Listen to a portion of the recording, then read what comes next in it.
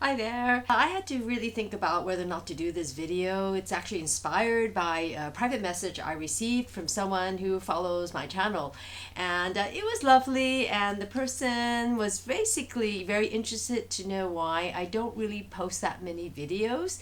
So I've been umming and ahhing about doing this kind of video because it's kind of personal, but I thought, you know what, I'm just gonna go ahead. I feel inspired today. It's springtime and I wanted to put this in a shot here. These are some peonies I discovered growing in the garden. They just popped out from nowhere. So obviously somebody planted it in the garden at some point and I didn't realize it, but how lovely are they, right? So the person asked me why I don't post that many videos. So I'm going to try to explain why. First of all, I do work. So I work 2 jobs and I also have quite a few personal commitments.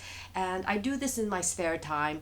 And if truth be told, I enjoy watching other people's videos more than creating videos. I'd like to also mention recently, I've been joined to the hip with this book. It's called Life in the UK Study Guide. It's a test for people who have lived in the UK for a certain amount of time. If they want to try to apply for British citizenship, I must say, to be eligible to apply, you have to pass this test. So I thought, I think it's time I'm going to take this test or try to take this test because I've lived in the United Kingdom for 21 years now. I can't believe it. It's just gone by so quickly and I just can't believe I've been in this wonderful country for so long. So I thought I got to take the plunge and try to take this test. I've been joined at the hip, like I said earlier, studying the history of Britain. And I have to say, it's really quite in-depth, the things that you have to study. So we're going back like 4,000 years, starting from the Stone Age up into the present time. I thought, okay, right, I'm up for the challenge because I really do enjoy history, cultural, political history, and so forth. I really do. So that was an issue, but it was just finding the time to do it. So, I was taking this to work and studying it on my break. Any spare time I had, I was studying British history in preparation to take this test.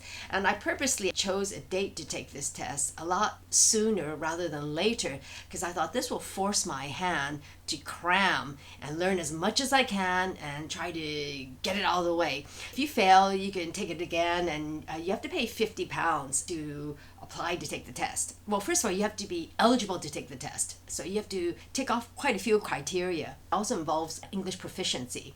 So I was okay with that because, I was born in America, so that wasn't an issue. And if you're born in certain countries, you're actually exempt. You don't have to meet this kind of English requirement. This test was really hard, so I won't go into all the questions that you had to study. And I have to say, I was really panicking because after studying this test, and I thought, okay, I'm ready. I'm going to take the mock tests that they provide at the end of the book.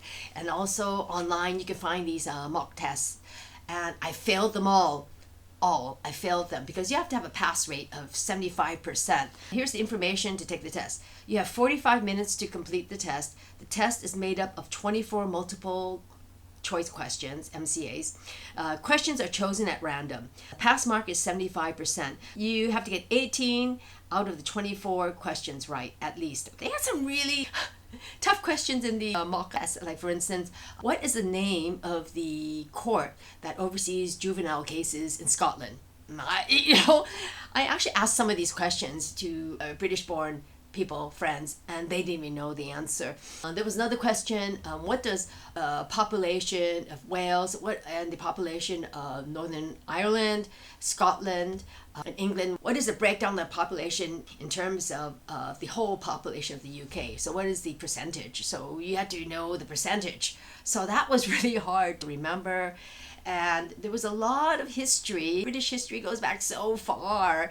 And that was really interesting. I learned a lot. It was a huge education. I know who Shakespeare is, of course, but then it goes into detail. Like, they ask you certain battles. I was actually surprised with the cultural history. They go into detail about all the classical composers. They talk about Benjamin Britten, even Handel, who lived in the UK for a while, and he actually became a British citizen. and Elgar, all the classical old school composers. You learn the background, what they compose, and there's quite a bit dedicated to that. I was thinking surely they would have a lot of information about the Beatles, Rolling Stones, all the big British bands and groups and singers and artists. But so to my surprise, there was only like one paragraph dedicated to more like modern music. I'll read it to you. It says, since the 1960s, British pop music has made one of the most important cultural contributions to life in the UK. Bands including the Beatles and the Rolling Stones continue to have an influence on music, both here and abroad. British pop music has continued to innovate. For example, the punk movement of the late 1970s and the trend towards boy and girl bands in the 1990s. That's it. Just one paragraph. I couldn't believe it. And then they go on to talk about some of the stadiums for concerts and things like that, and the Mercury Prize and the Brit Awards.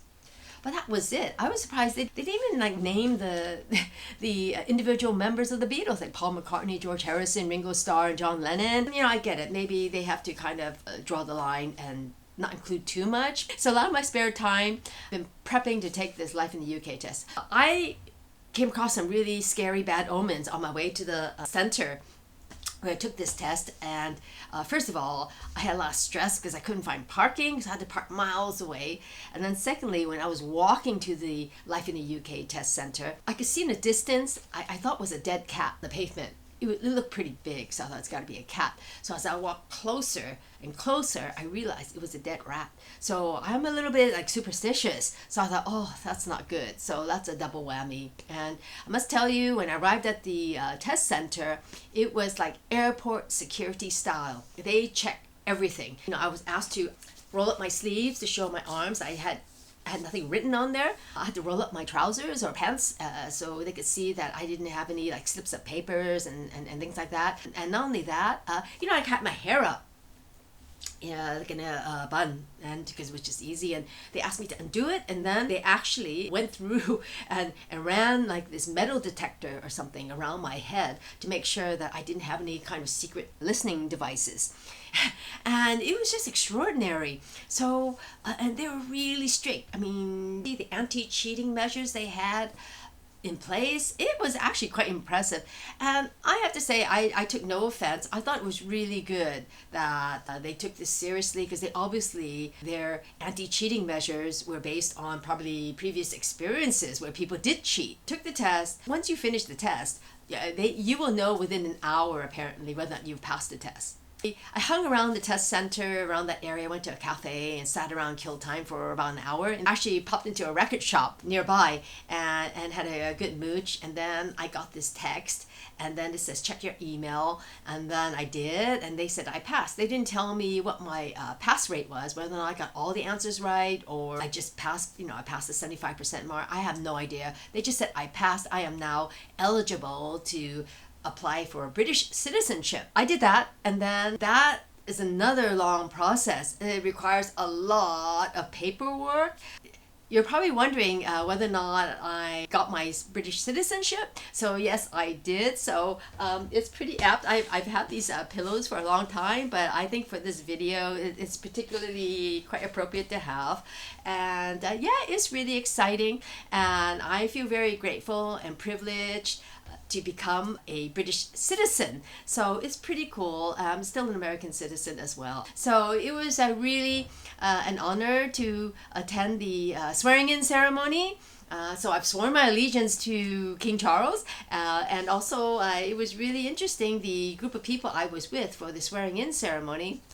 There were a couple of Germans, some French people, Italian, Ukrainians, Polish, a Thai person, several Indian people. I was the only American. Some people were quite emotional after the swearing in. So, it was quite touching to see that. And I was too, because I felt like, wow, you've come this far and you finally get a chance to become a citizen, and, you have the right to vote now. So that's it for now. I hope you enjoyed this video. It's a little bit personal in nature, but I thought I'd try to answer this email that I received and explain why I haven't had time to really make as many videos as I'd like. So thanks for joining me. Take care.